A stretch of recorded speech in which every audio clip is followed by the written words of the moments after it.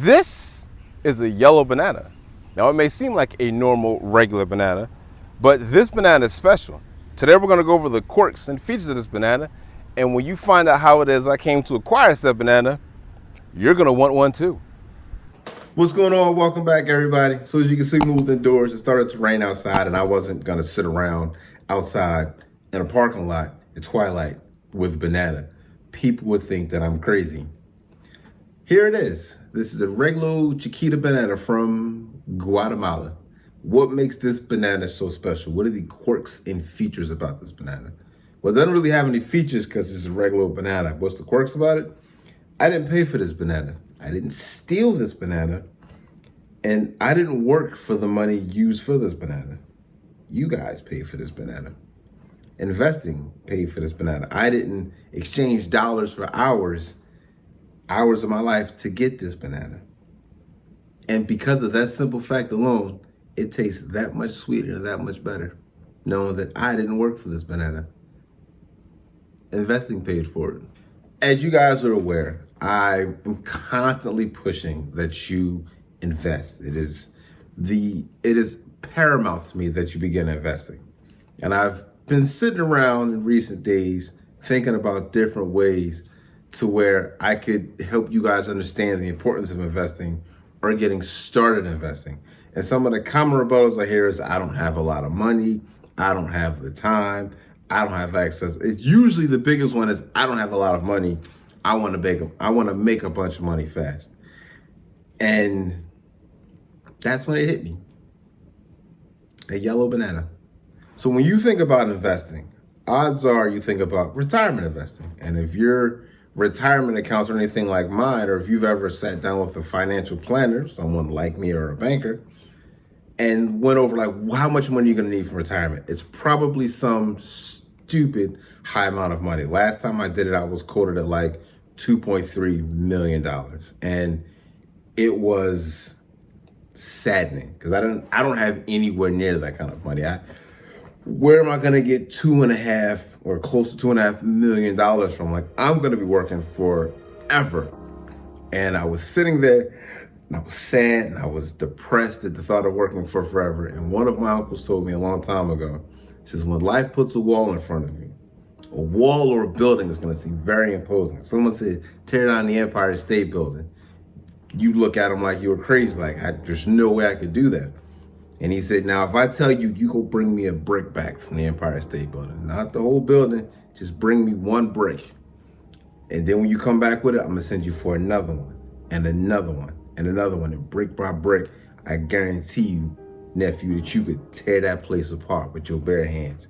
You are so much more than you think you are. Don't you ever forget exactly what you're capable of. And when life presents obstacles in front of me, no matter how big the wall, no matter how imposing, I look at it like, all right, we're gonna take this bad boy apart brick by brick.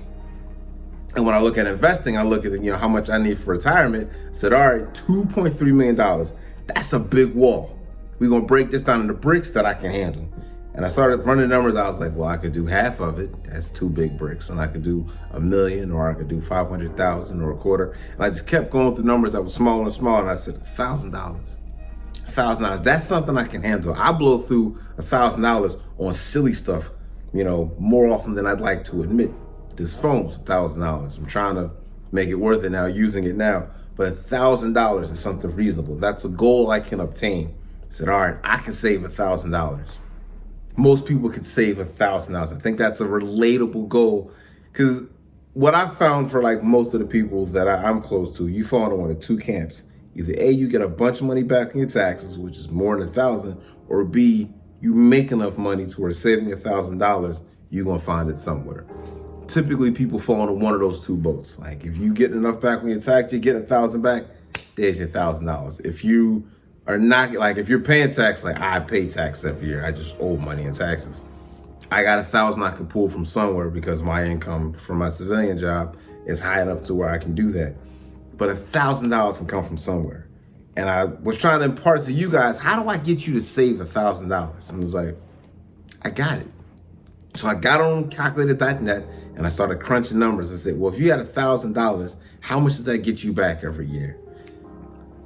So the stock market returns roughly 7% on average a year. Sometimes it's higher, sometimes it's lower, but whatever, on average about 7. So if you had $1,000, you put it into the stock market, it's a conservative portfolio. And if you don't think you can get over $1,000, I got a bunch of ETFs for you that'll make you way more than 7%. But $1,000 gets you $70 a year, and you're like, ooh, $70.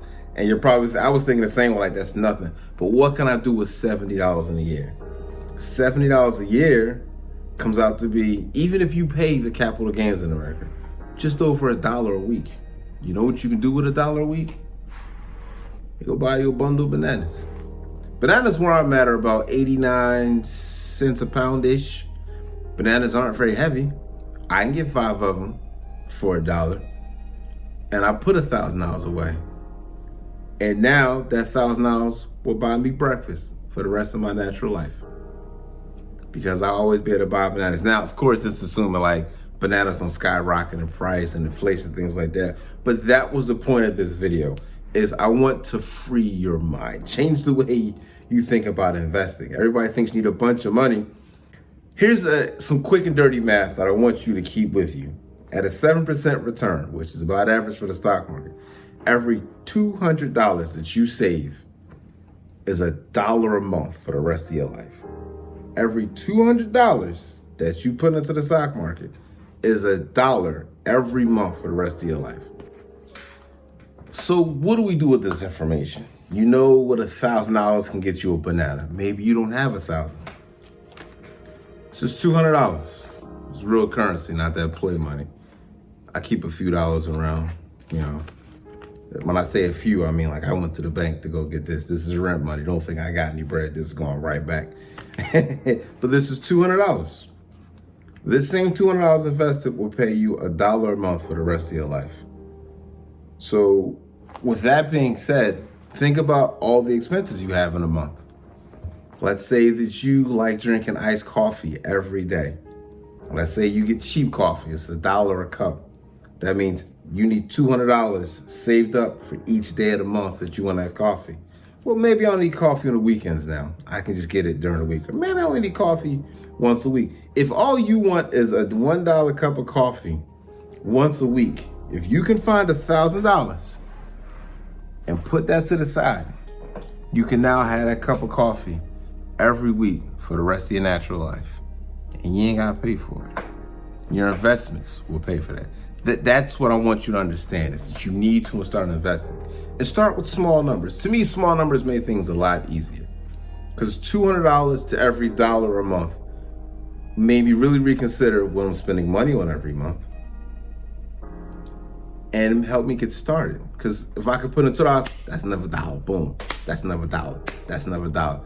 And that to me, that short little reward, that little response, that was enough to help me get started. Hopefully it's enough for you. So yeah, this is one yellow banana, one yellow Chiquita banana. And you guys help me pay for it. In the comments below, let me know, what's your yellow banana? Maybe you don't like bananas. Maybe it's apples. Maybe it's grapes. Maybe you're a coffee person and that's what you're doing. But down in the comments below, I want you guys to tell me, what's your yellow banana? And if you're not familiar with Doug DeMuro, I've been following Doug since he was living in Philly. He now lives out on the West Coast. I'm sure he has a beautiful home, but he's a car reviewer. And that intro, purely from him. I'll link to his page up there, but he does car reviews. Great guy, down to earth. But yeah, that's where that came from. But down in the comments below, let me know, what's your yellow banana? You guys take it easy. See you later.